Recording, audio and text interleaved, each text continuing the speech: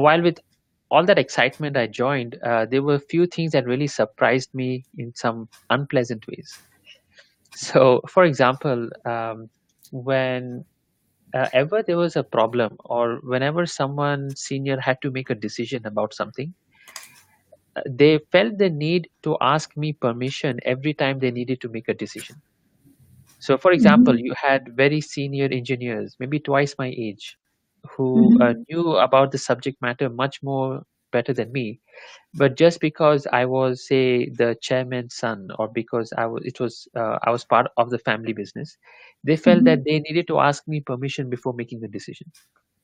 And it was very awkward because here I was just fresh out of college. I didn't know, I was not an expert in the subject, but I had to make decisions for them. It was very awkward for me. Why, something seemed wrong about this process. The other thing that was sort of unpleasant for me was whenever there was a problem in the organization, or someone made a mistake, or if something went wrong, there was a tendency for people to point fingers and blame others, like, oh, you know what, this went wrong, so now we have to find someone to blame and point fingers at them, and that's the way to address the issue. So I went back and thinking, there has to be a better way to manage the business and manage the organization, and to work with people. This way of decision making, and this way of finding solutions to problems by pointing fingers is didn't seem the right way. So my journey began with looking at how can I bring in systems within my organization to address better decision making, to address these kind of problems, so that it is addressed at the root level rather than at the symptom level. And I spent a lot of years trying to bring in systems within my business, trying to bring in processes so that those kind of processes and systems address the problems. To some extent, it did solve the problem. However, it didn't really address the problem the way I wanted to. And that now fast forward several years. So this was when I just joined the business. Fast forward to 2016. In 2016, the business was growing. We ventured out into other businesses. So, ILM Montessori, we opened up a school. We opened up Calm Achiever as a consulting business. And at that point in time, I found myself really stretched. Right, I was doing too many things. I loved what I was doing, but I was just involved in so many things, and at some part of me was not really enjoying what I was doing because I was so stretched, especially because everyone was asking me permissions for every little thing that was going on. And my goal was, um, how do I still have these businesses running, at the same time not be involved in every little aspect of the business. The system of the business should take care of itself. And it was this question that led me to eventually look into holacracy. And a couple of things had happened simultaneously. The David Allen company, that was one of the earlier companies that adopted holacracy, from which we had taken the GDD license, they also were practicing holacracy. So I heard about it from a couple of places. And what really intrigued me about holacracy, and what made me look into it deeper, was it changed the way I looked at organizations. Earlier, when I was creating those systems that I was talking about, I was looking at Mhm. my organization like a machine. Right. Okay. So this organization is like a machine. It has all these processes. These are all the inputs. If I set up the processes in the right way, things will happen like clockwork, and I will get the output that I wanted. And those who are in leadership positions, those who manage businesses, those who manage teams, know that while that sounds really great, it is not really how organizations actually function. Right? Things go wrong, things change. People leave. Processes break down. Sometimes you need new processes. Life is not so static. Businesses are not so static. Markets are not so static that you can just put in the process, step back, and start working like clockwork. So the paradigm shift that I had when I started exploring holacracy, that instead of looking at organizations like machines, look at them like living organisms, like living beings that are constantly changing and adapting to the environment. So when you have an organization that is adapting like an environment, it can adapt to changing times. So when something changes in the market, your organization then adapts to it. If something changes internally within your organization, maybe you need to shift tactics, maybe you need to expand, maybe you need to even scale down. Mhm. So your organization then adapts to these changes, and not in a way that you are always the one who is making changes. There's a way to do it that it does it by itself, as in it self manages. It gives authority to people to make small changes within the organization so that it adapts to the changes. And this Mhm. really excited me because it showed me a vision of a way where your organization, I don't have to be the one who is like the hero of the organization trying to solve everyone's problem and fixing things when things go wrong. There is a system that I can put within the business, that when anyone senses anything going wrong within the business, there is a process that they can use to go ahead and bring a change within the organization, and in a way that serves the purpose of the organization. So that really excited me because now I could focus on the things that I really loved, that I really wanted to be Mhm. part of the business, while other parts could be done by others in a way that protects the organization, serves the purpose at the same time. We all thrive. So that was the trigger that eventually led me to Holacracy and started adopting it, in my organizations, and eventually even now helping other organizations uh, adopt it who wish to take this journey. Okay, very interesting. Yeah. To look at it from a leadership level positions to take a system and implement it. Now that's some of the challenges that we face as well. Yeah. So you spoke about holacracy being it provided a way for you to um, give authority to other people to execute, so they don't come to you for every time Yes. for every decision, right? Yes. That's awesome. So now, one of the questions that came up when we think or read about holacracy is, what is the difference between the different, we have different frameworks, agile frameworks available. Yeah. We have, scalable, Scrum, Safe. So how are you looking at what is, what how holacracy differs from them? Perhaps some thoughts on that. Sure. Sure. And I'm guessing a lot of your audience have some background in agile, with agile principles and frameworks. So I'll tell you what is common, and then I'll tell you what is different. Uh, Okay. Holacracy is also inspired by the whole agile movement. Brian Robertson, who came up with Holacracy, who founded Holacracy, he is again a software developer from the agile world, deeply rooted in its principles, implementing in his organization. But he felt Mhm. he felt a sort of a roadblock, or the challenge was, while his team, his development team, is doing agile principles and implementing Scrum and other all of these great methodologies. The problem was that Mhm. the organization as a whole was not agile and responsive to change. So you may have leadership level who are saying that, what, that leadership level is top down with the rest of the team, but somewhere in Mhm. between they have a agile team working on the software, and there's this Mhm. constant tension between the two, where the agile team needs, is working a certain way, and they need the leadership also to be agile, but the leadership has a different sort of principle to work with, while the development team is having a different principle. So his search really was, how do I make the organization agile, and not by uh, having some framework on top of the existing structure, but at the Mhm. underlying level, how do you change the very structure of the organization so that it is agile in itself? And what I mean by that is, you see typically organizations have a pyramid structure, top down command and control, where you have the CEO on top, and then you have the CXO level managers, people below them, etc. Holacracy is a replacement of that structure. It is a entirely new structure that makes the organization more agile and responsive to change, where people have more authority, more freedom to make decisions, and at the Mhm. same time you have more clarity about who's supposed to do what. And anytime they want to make a change in the structure, there is a process that they can follow to make that change. I would say a good example, because it can still seem vague, but if you want to really, if I had to give an example of what kind of structure holocracy is like, um, Mhm. going back to my earlier example of, you know,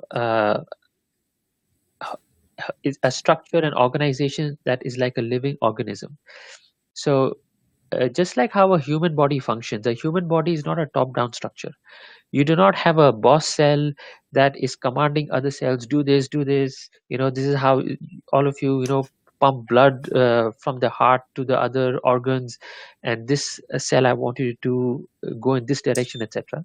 Right? You have these cells that are autonomous entities that have a certain function, have a certain purpose. At the same time, they are coordinating with other cells in order to, perform a larger purpose, which is maybe to which is the purpose of, say, the organ. And that organ now is coordinating with other organ to in order to, take care of the body as a whole. So you have this fractal structure within nature, within the human body, and it has order, it has function, it has purpose, it has productivity. So it is bringing that kind of structure within organizations. Okay. So So, just to summarize, it's unlike, say, Scrum or Safe. It's not a uh, framework on top of an existing structure. It is an underlying change to the whole structure itself. okay.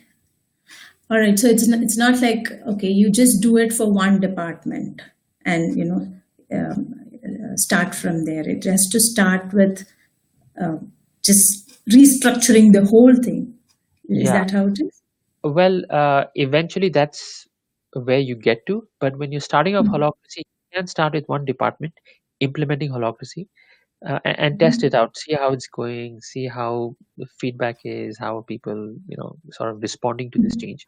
And then you can Mhm. now i- implement it in other departments.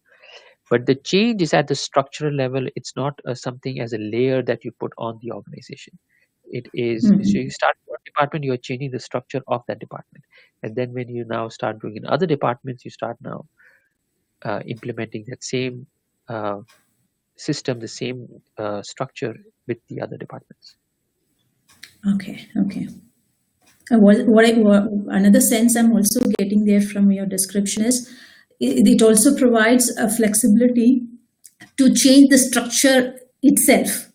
Yes, Yeah, yes. that's it. And, Okay. and that's the heart of the whole holacracy process. If I had to get to the core of it, is what you just mentioned.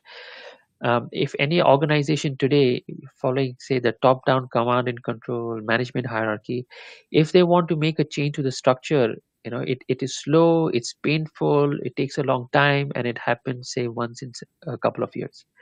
But if you're following holocracy, then every team once a month is making small changes to the structure based on issues, real life issues that they are sensing within the organization. Right. So if today, someone is sensing, uh, like, I'll give you a real life example. In my organization, uh, the sales team was quoting prices that were really either too high or too low, that was affecting the uh, business of the organization.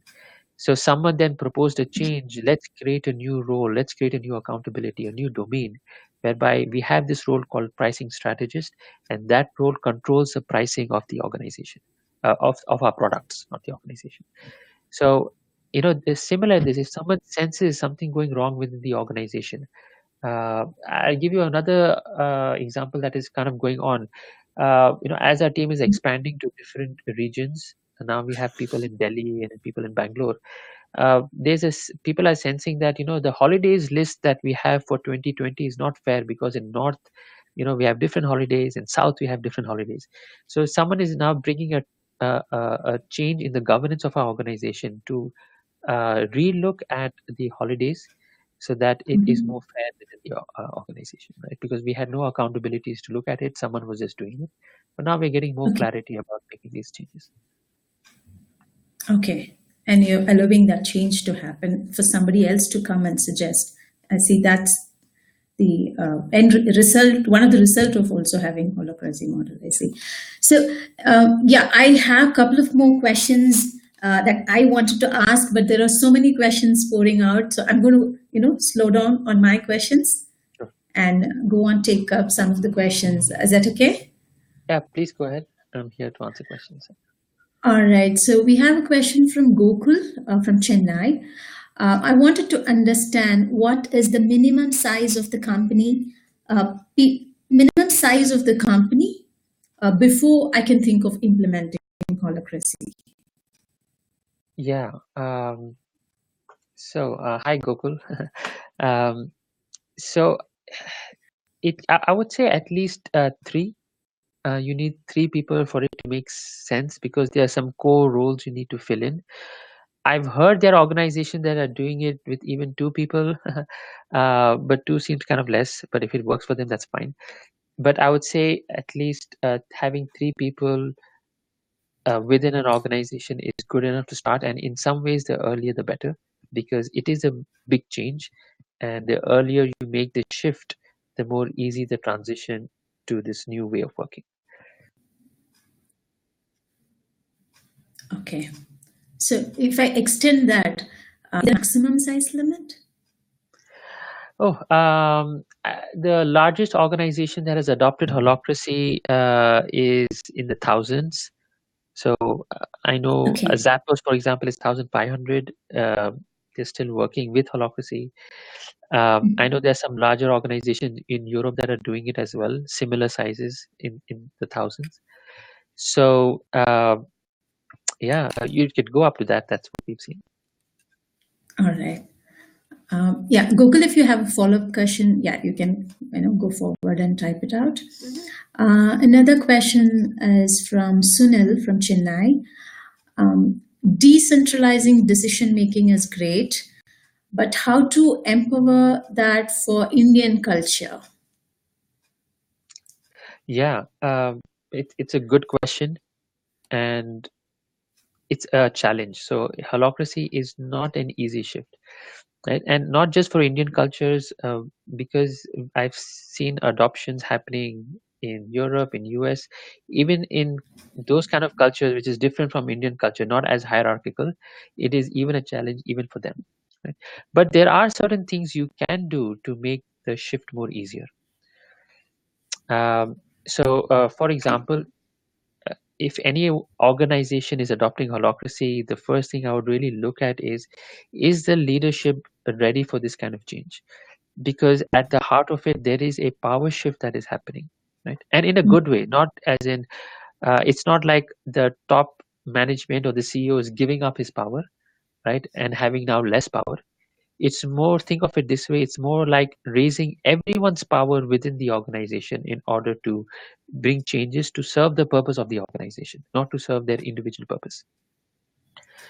Or rather, it is to bring alignment with the individual purpose with the organization, but changes are made in order to serve the purpose of the organization. So is the management ready to bring about this change? If it is, then the change becomes easier. I've also seen that if you have a younger generation within the organization, so when I was doing it in my real estate company as well as in Kamachiever, I noticed that the younger generation, they love this, right? You'll be surprised how much they adapt and how quick they are adapting at this new system. The older generation, it takes time, and you have to allow for that time, for that change to happen. Some people ask me, how long does it take for an organization to become really good at holacracy? And my question is, how long does it take in a conventional organization for people to get really good at leadership? Right? How long does it take to master leadership in a conventional organization? And it takes time, right? It's a journey that you take. So similarly, look at holacracy as a journey. Right? You will start seeing benefits within the first few months itself of this adoption, especially if you have a coach helping you through it. But don't look at as okay, in 3 months time or maybe in 1 year time, I'm master and that's it, that's the end of it. Think of it as a journey that you're taking, because this is really you're setting a big change, but that will really set you up for the future of the organization. Okay. That's great. Yeah, there is a comment about, there's a question and comment about, can there be a simple example in real time for holacracy? And of course, there was a follow up comment also, wonderful analogy of human body to make understanding simple. That is great analogy. Um, what would be real transformation experience? Or I think, yeah, what is a real, one real transformation experience you have seen that could be shared? That's from Piyush. Sure. Let me. A lot of examples. I'll try to come up with two quick ones. Um, so we had a person who was in.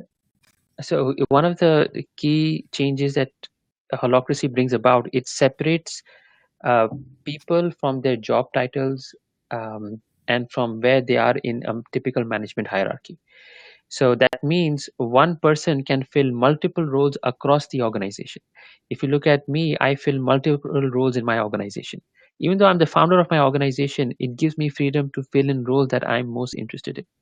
So when we started adopting it in our organization, those silos sort of went away. So we had people who, depending on their talents, were in different departments. Right? So, for example, people who were in a marketing department also had talents to write newsletters, to interact with customers. So then they started joining, say, the property care department. So they were still in marketing, but they were also still in property care, because there were roles in property care that matched their talent, so they could be there. A lot of advantages. One is the team is more engaged. As an organization, we can take maximum value of our talents that are there, because now I don't have to hire another person just for writing, right? I can kind of get people from other teams. There's better understanding now between departments, because now they see things in different perspectives. And yeah, it's just people are just more happier now, because they fill in the roles that they are most aligned to their talents, right? And there's freedom again also to move on. So that's one. The other is, I remember there was one of our customer care executives, and she was new to the team, and very shy, and kind of very reserved and sticking to her own work. But because we had this space where she had uh, the space to share her concerns, and also the space to share her own proposals, decisions to make changes. So she really knew what the customer really needed. So, for example, she wanted to buy gifts for our customers whenever they buy a property from us. And she also knows, what's the right thing to buy. So earlier she would ask me or ask someone senior for permission. I need to spend so and so money, because money is being spent. So she would ask permission in order to make purchases. But now she went ahead, passed a proposal that, based on this role, she set a limit within 500 rupees. She has the freedom to make decisions to buy gifts for customers. So her proposal, she set her budget. It got approved because it was within reasonable limit.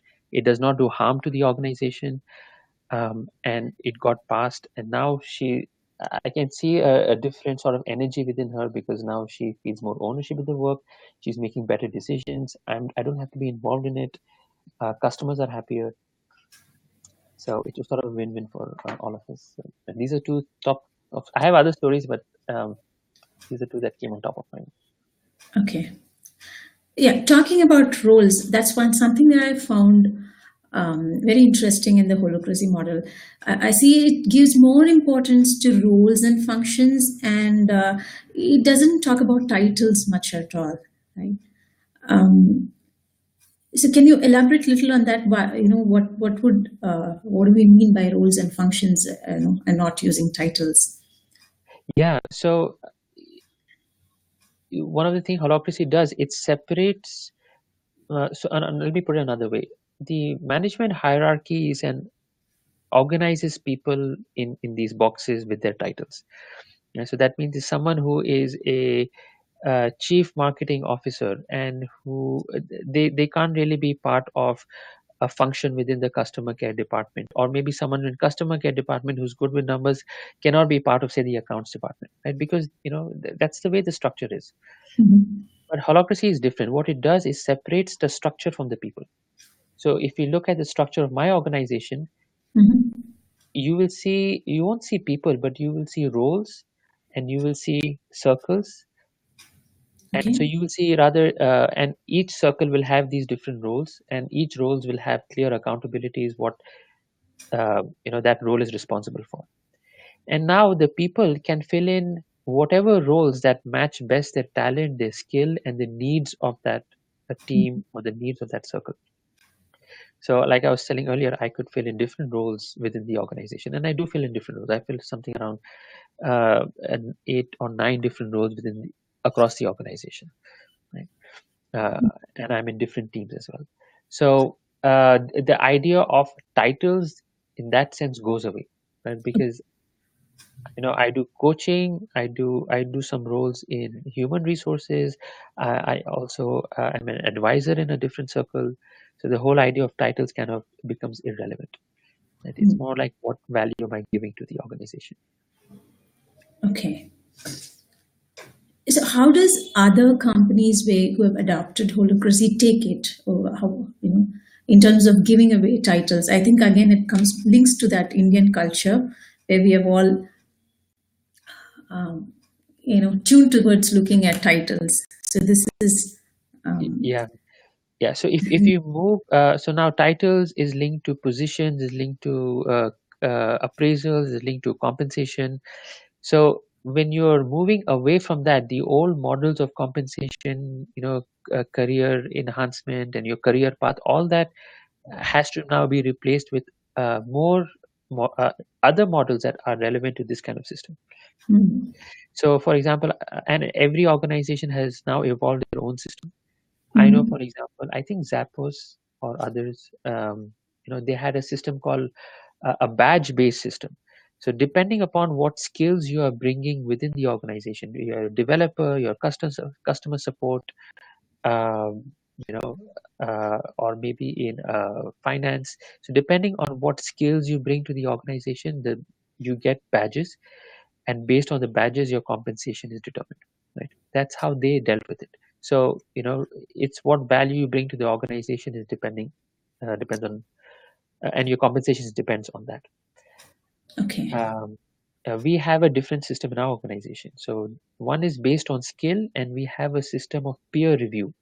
So each of us, we use a points-based system to give each other points every month, and the revenue of the organization, a percentage is calculated based on that, and then based on the points each of us have received, there's a bonus allocated to each person. So it's a combination of Okay. what skill you have and how well you're doing within the organization. All right. Let me look at if the decision and flow. If the decision and flow is internal, then how to make the risk mitigation? How are the limits being communicated? I think this is Yeah, yeah, boundary. excellent question. Excellent question. Uh, I'll try best to explain it. So uh, one of the things about holocracy, when you do away with management hierarchy, people think that there is no structure. In fact, holocracy is even more structured, right? Because there is freedom, because there is autonomy, and you need even more structure so that people know what are you responsible for and what you're not responsible for, right? What are the limitations of your power, and where does it start and where does it end? So holocracy has more structure, and because of this structure, people know what they're responsible for and what they're not responsible for. Right? So that's one. Second is, every time someone is bringing about a change, right? There is uh, uh, systems and processes in place that helps to check, is that change that we are bringing, is it going to harm the organization or not? And if someone can show that this change will harm the organization, then they have to modify their proposal so that it addresses their own concern, at the same time it doesn't harm the organization.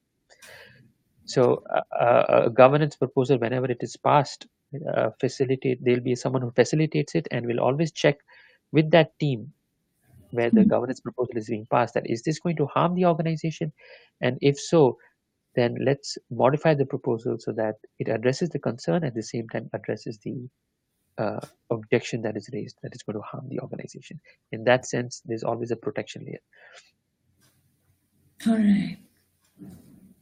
So that relates to one of the thing that I had about when holacracy talks about governance, and a lot of these terms are a little bit aligned towards how the government functions.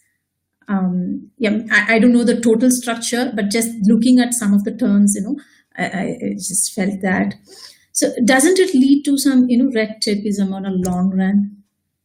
When a proposal comes and it sits on the governance what circle? Yeah. Again, it's a good question. So yeah, it has these terms kind of come up because at the heart of this change is we are moving away from uh, it's kind of like moving away from monarchy to democracy, Mhm. when an organization is making this shift, right? So if you look at organizations today, traditional organizations almost like run like a monarchy. There's a king and there are peasants, and then there are people below them, and the king is giving all these orders. While now we are moving to a more rule-based structure, right? So then when you have a rule-based, you have these terms like, oh, you got a constitution and you have governance, and you have all these processes in place. um, it's not the way it is set up. It's actually, think of it this way: uh, Mhm. when a country moves from monarchy to democracy, right? Um, Mhm. right. Usually, democracies are much more quick and adaptive to change rather than monarchies, right? And now it is possible democracies can be slow, they can be painful, right? Mhm. But the beauty about holocracy is anytime you feel that the things are moving slow, the circle is too big, there are too many policies, we have too many meetings, you can always bring another proposal in order to change it, right? And anybody can bring that proposal, right? Okay. So there again, once an organization gets good at it, there are lots of pathways available to overcome some of the red tape and all that can come in. It is possible that you have all this, bulk or bureaucracy that builds in, but then you can also have proposals to overcome it. Okay. Excellent. The excellent comparison. I think that makes it very easy to think about it. Democracy easier to change, and you have structures in place to uh, bring in proposal. That, Yeah. that's nice. So, okay. So I know we've reached our time that we set for the day, but we have a couple of more questions. Can we take up two more questions, Ali? Yeah, let's do it. Since we're here, let's take up the questions. Yeah. Okay. So there, I think this is from Gokul Chandrasekharan. Does holacracy work only for companies who have established their market and processes, or can it be implemented for early stage startups, considering the chaos and uncertainty in the day-to-day life of a startup? Yeah. Oh, excellent question. My question back to Gokul would be, uh, are you looking at your organization more long term or short term? And there's no good or bad to long term or short term, right? Some organizations are in the startup phase and they said, look, we want to grow this organization the next 2 years, we want to raise valuation, and then we want to sell it.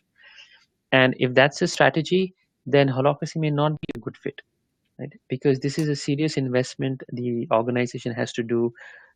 There's some culture change, there is investment in understanding it, investment in training.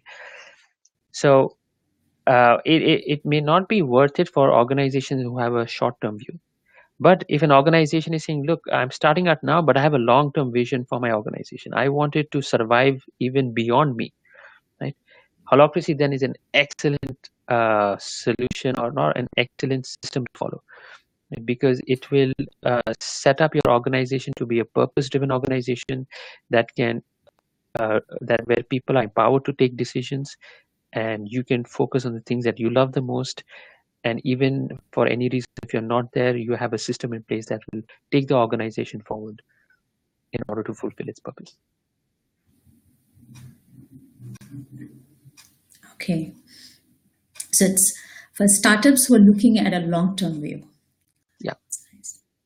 How do you, yeah, then another question, it's from Session. How do you assess the readiness of the organization for the adoption of holacracy? Are there any assessment modes?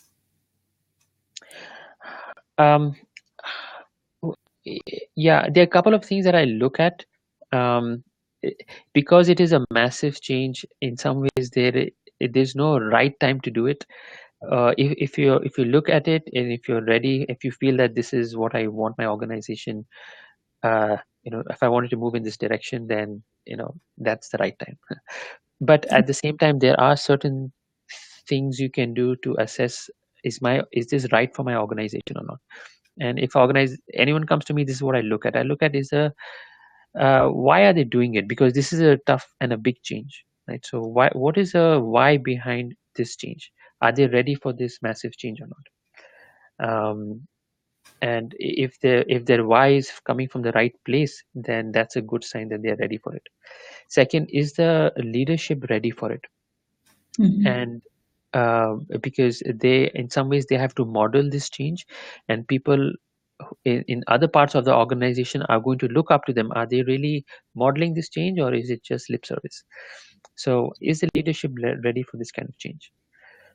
That's the second thing I would look at. And the third thing is, um, uh, organizations should really experience this before they make this decision. So I would give them an experience of holacracy through a workshop where they would do a deep dive and actually practice holacracy within their own organization during those 1 or 2 days. And then they would go back and assess, is this going to give us the results that we want? Is it going to take us in a direction that we want to take forward this organization? And if they feel at the core of their being, yes, this is what we want, then for me, that's a sign that they are ready. And beyond that, there are certain questions we would ask just to see that, assess that this is the shift that this is going to bring, and is this what you want or not. But beyond that, these are the things that I would be looking at. Okay. Yeah, there are a couple of comments. Excellent articulation. Thanks for answers. There's one question in between. I see this as a good start for medium scale organization and the growing business. Is there any trace in the large, bigger organization? This is from Sunil. What was the last part of the question? Are there any trace in the large, bigger organization? Are there any traits within the larger, bigger organization? I mean, what to look out for? Good. I think the question relates to saying it is good for it. I see this as a good stuff for medium scale organization and growing business. I think it means are there adoption in large, bigger organization? Sunil, please clarify if I'm wrong. I think in one of the previous questions you mentioned about Zappos. Sure. Yeah. Yeah. I'm seeing in Europe, especially in Europe, larger organizations adopting it, and larger organizations, especially, in some ways, are keen because they're really scared of the disruption that's coming, and they, in some ways, they're going to be hit the hardest because they are large and because they are difficult to change. And this is great book by his name is Talim Ismail. It's called Exponential Organizations. And he really talks about, so he worked in Yahoo and he wanted to bring out change, and he talks about his own journey, how he made how he started a new venture within Yahoo, but he eventually left that, and he's joined the Singularity University, which is really into all these major disruptive changes and technologies. And his whole book is about how to be this exponential organization and how large organizations can do it. And Holacracy is one of the case studies within that book. Okay. And my point being that, yeah, larger organizations, not maybe the whole organization, but within them, they can identify departments so that they can really stay up to date with changing times. Okay. Great. So I think that covers the questions that has come up. With a couple which you have already answered, so I'm not going through them. All right. So any final questions? So one thing I wanted to ask you is, what are some of the challenges you faced while implementing Holacracy in your organization? Any striking challenges that we have to Yeah, watch out for? when I started this, there was no support in India to make this shift. So my learning primarily came from online, attending webinars like these, traveling to Amsterdam to learn about holacracy, go through a couple of workshops. So not having support is a challenge. So if you are considering holacracy, I strongly recommend get support, get someone to handhold you through this process, because it is a big change, a very rewarding change. I cannot go back to the old ways of working. I love how this is, in spite of the challenges. I honestly, I love it, but it is a painful change. Okay. Especially when you are, if you have a larger organization and you have people across different levels, and you're making it without that experience. But if you have a sort of a good coach with you to take you through it, it becomes much, much easier. Okay. And my advice would be, take it slow, take it step by step, be patient, and it'll be a much smoother and much more rewarding process. That's nice. Thank you. And I think we are, or any companies looking to adopt to Holacracy now, are glad to have you and team who have faced it, who are setting it up for other companies. So we also have your workshop running in Chennai, right? Yes. Yeah. So we have this Holacracy taster workshop. It's a one-day workshop. We are having it run on Feb 8th in Chennai. So people who have more questions, more, you want to get a taste of it, right? The feel of how this governance works. So I'm looking forward to attend it in Bangalore. And when is it on Bangalore, Ali? So it is in Bangalore on Saturday. Coming Saturday, yes. Okay, we have a couple of audience from Bangalore as well. So for those, Saturday you can look up for the workshop. Can you give a little bit of preview and on what could be absolutely. Absolutely. Yeah. So I love doing these workshops, and time flies in these workshops because it is so hands-on. What we're going to do in this workshop is we're going to simulate an organization, right? So I'm going to say, look, we have this organization, and I'm going to ask you to take on roles for that organization. So someone's going to take a role as finance, someone's going to take on marketing, someone's going to take a role as trainer, etc. And I'm going to ask you, look, come up with problems, right? I'm going to, you can imagine your own problems, come up with those problems, and I'm going to facilitate meetings. I'm going to facilitate 2 meetings, a tactical meeting and a governance meeting, right? And I'm going to give you real life experience when someone brings up problems, real life problems when they face in organizations. How does holacracy help to channel those issues and tensions? See what outputs you get, see how it changes the organization, see how it protects the purpose of the organization, see how everyone participates, so that it's not theoretical. You really get a taste of it, and then it'll give you a real feeling whether this is something that you want to explore, you want to bring it to your organization. But it's a fun workshop. I love doing these, and if you're joining, I look forward to seeing you guys there. Yeah, that's great. See, what I also get from the way you're running this workshop is, we can immediately start applying it within our teams, right? We don't have to wait for within the team that we are, managing in any roles. I think this can be applied, right? Yeah. So I mean, there is no cost to starting to adopt Holacracy, right? It's an open source document, the Holacracy Constitution. You can go online, see it. Mm. The processes are transparent. And when I started, you can just go ahead and adopt it. So yeah, you will get an experience what it's like if you want to even try it out. You Mm. know, start experimenting with it and seeing, is this working out for you or not? Okay. Implement any best practices. And give it a go. Okay. All right. So watch out for this workshop for Feb 8th in Chennai. And I think, yeah, we, the attendees of this show will also get special discounts. I'll send it out in emails. Thank you so much, Ellie, for spending your time with us, answering all the questions in detail. Thanks a Yeah, lot. my pleasure, and I'm happy to stay connected with all of you. You can. I've been more active on LinkedIn, so just look out for me. Feel free to connect, and I'm happy to stay in touch. Definitely. I'll send out your link also in the email, Great, that goes to the audience. Yeah, great. Thank you everyone for joining in. Have a great evening. And if you have more questions, feel free to raise them in emails and we'll have it answered. Okay. great. All Bye right, bye, everyone. all right. Good night. Bye, everyone. Good night.